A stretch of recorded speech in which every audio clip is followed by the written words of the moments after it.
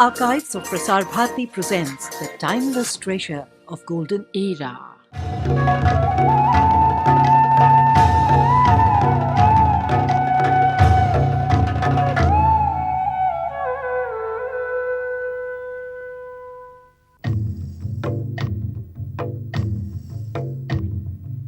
এটি কলি দুটি বাট রতনপুর বাগিচাত লগ পহিয়া হাতেৰে কোনে নচিঙিলে ও কোনে নচিঙিলে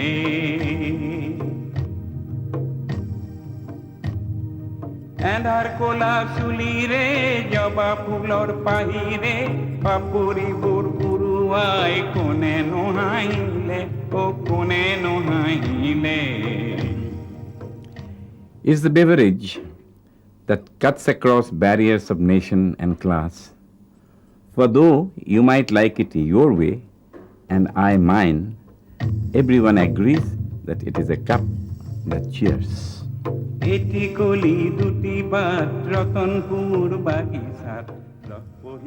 The omnipresent tea plantations, now so much a part of the Northeast, actually started flourishing in India as late as the 19th century after Maniram Dewan brought the Assam tea to the notice of the British. Well,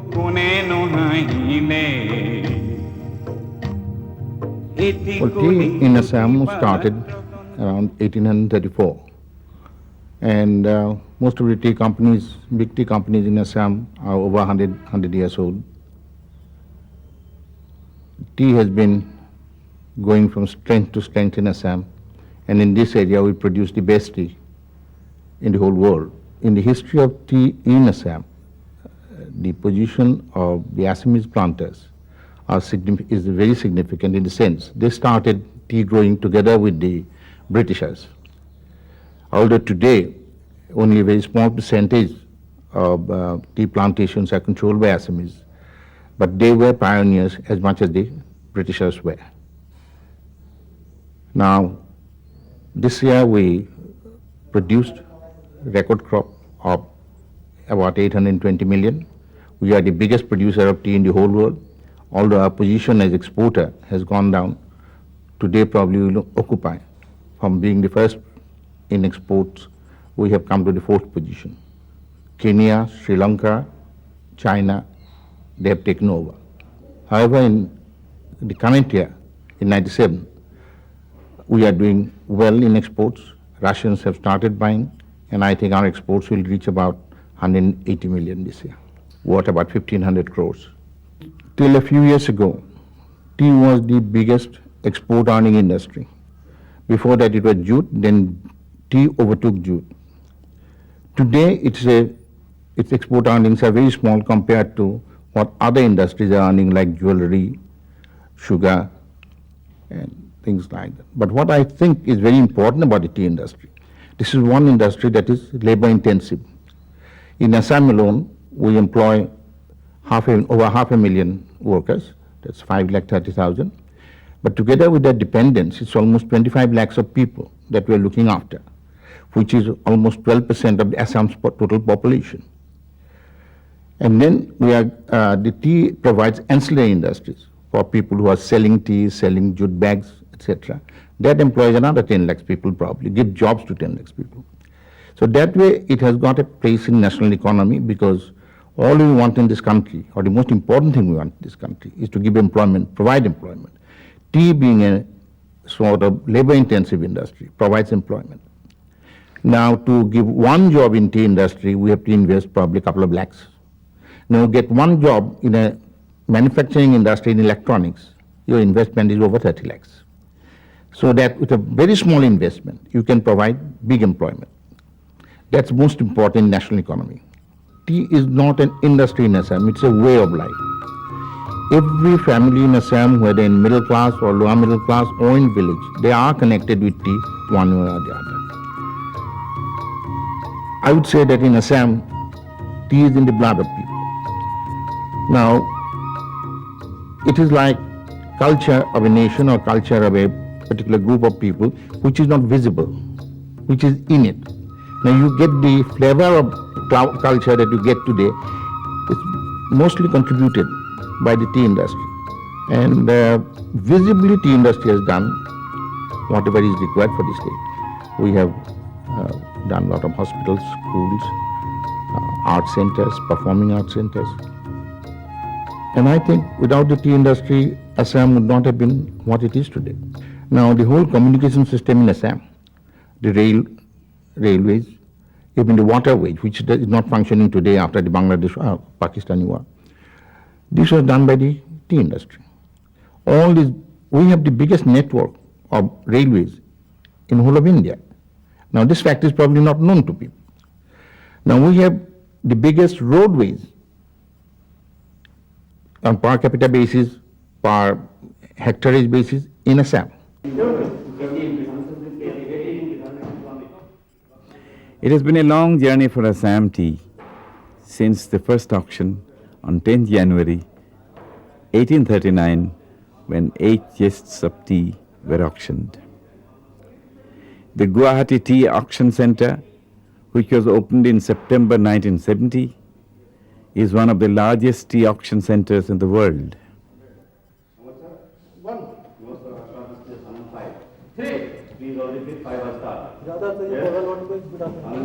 The main auction centers were in London and then in Calcutta.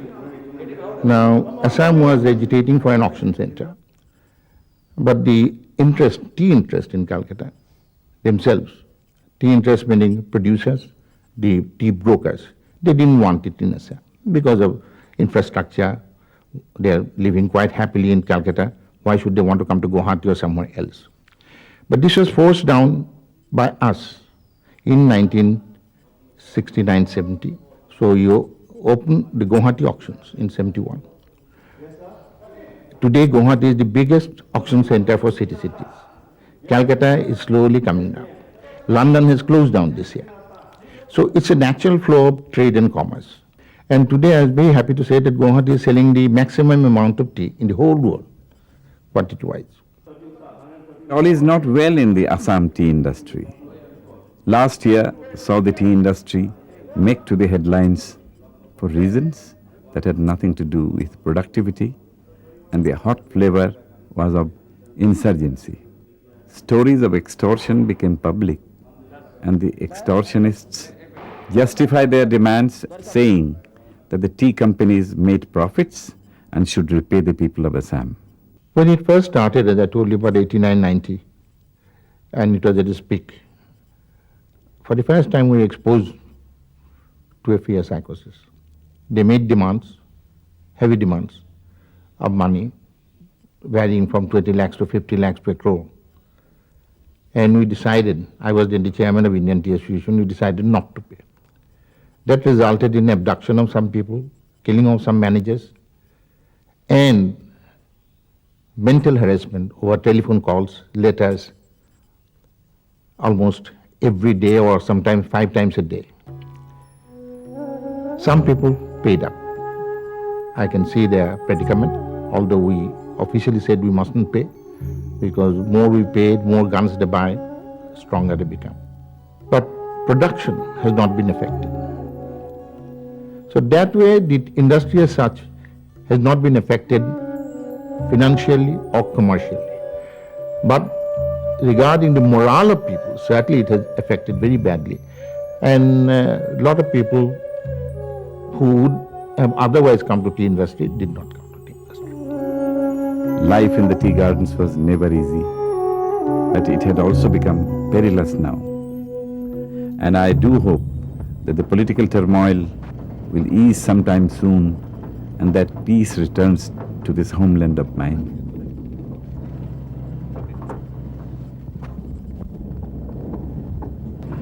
Amidst all the anxieties of life, the tea companies still keep up some of the old traditions, like that of the Jorhat races, organized by the 122-year-old Jorhat Gymkhana Club.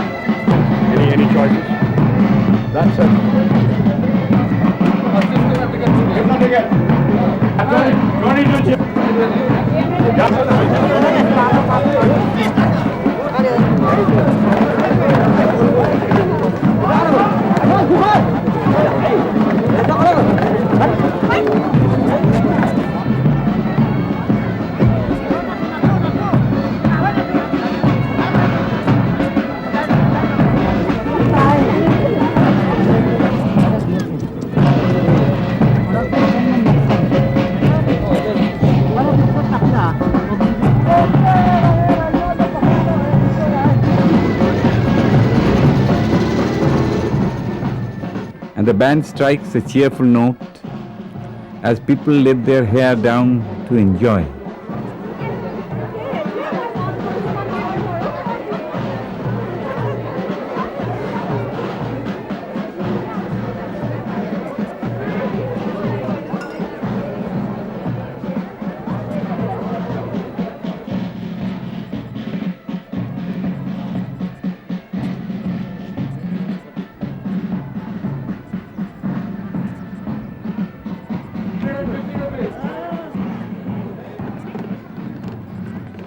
In these races that are sponsored by the tea companies, the high society gathers, as does the hoi polloi, and even though the bare-backed ponies do not look very impressive, people take the races very seriously.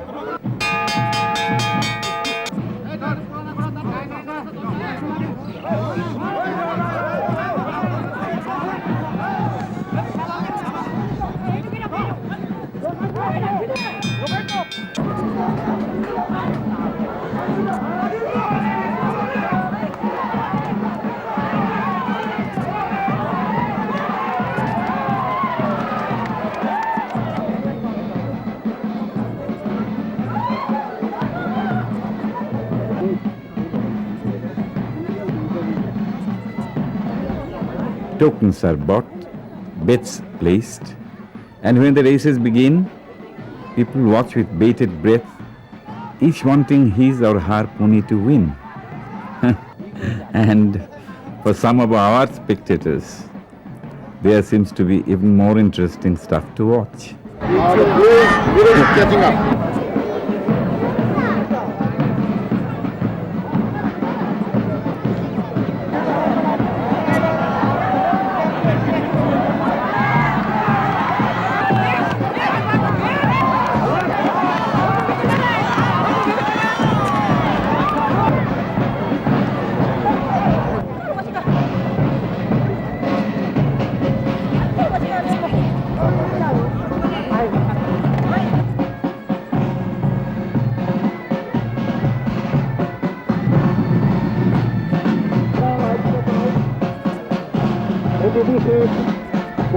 A lazy Sunday, some winners, some losers, and all in all, a lot of fun.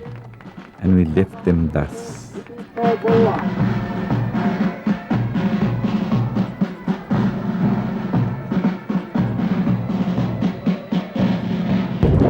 The memories of the merriment lingered on.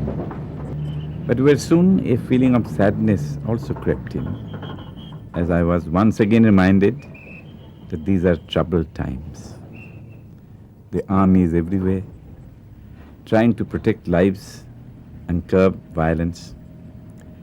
And even as we left behind the Pakka roads and entered the Jorhat market, we did not really manage to forget about the constant lurking fear that has now almost become a part of Assamese life.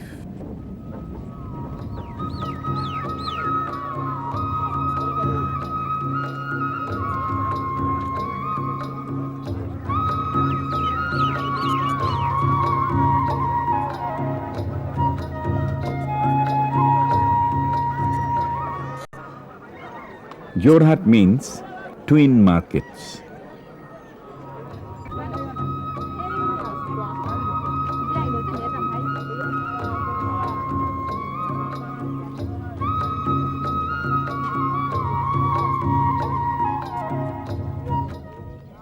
Whether you want to have a warm winter or need to find salvation, or just need a pair of bathroom slippers, you will find it all here.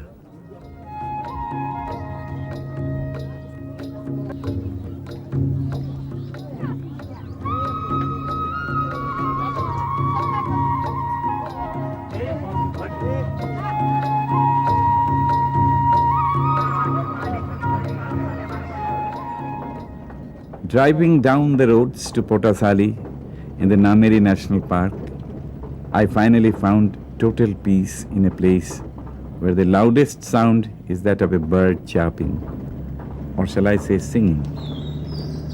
The ears that are so used to being assaulted by a battery of city sounds thrilled to hear the birds and greenery soothed the eyes.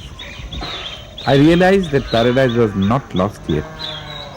There were bits of it still left to savor and value.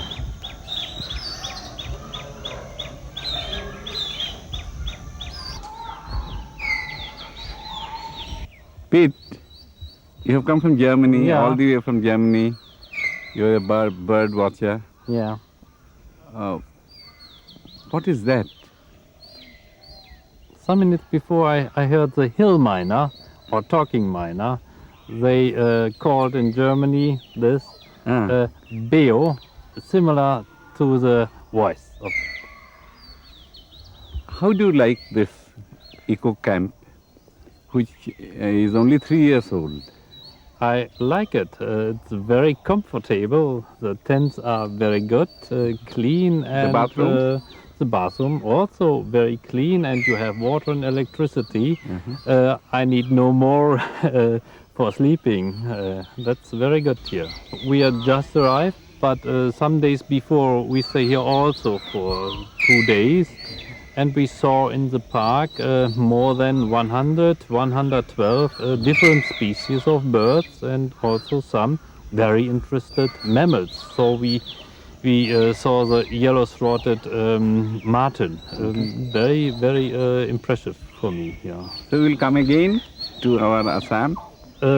Sometimes in a few years, I hope so. It's a very nice places here, Kaziranga and this place, Manas, but we can't go to Manas. But Kaziranga was a very good place for rhinos and buffaloes and some elephants. We have seen it. Thank you. Yeah. Thank you.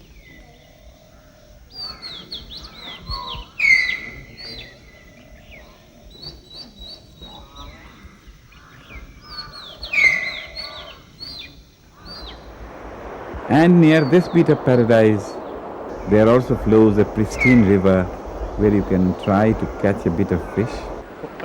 And if your pursuits are more adventurous, you can even go rafting.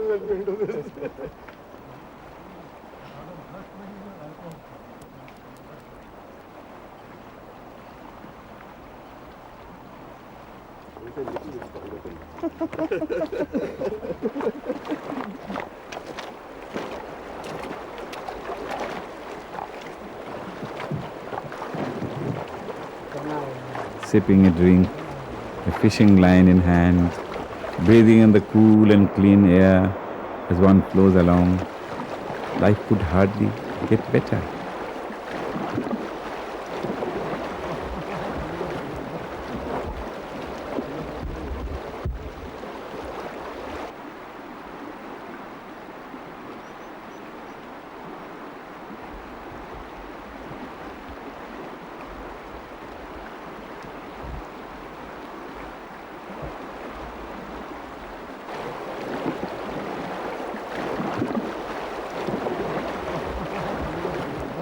My state is going through very troubled times, but its people are still capable of showering so much love, of sharing so much warmth. Words cannot really describe what I felt when these people came to me after a hard day's work, came to me and told me that they wanted to dance in my honor.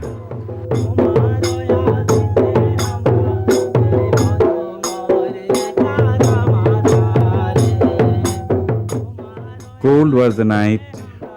We sat outside of the courtyard by the warmth of the fire, watching these tea plantation dancers dance to the rhythmic beat of the drums, intoxicating you with the romance of the night.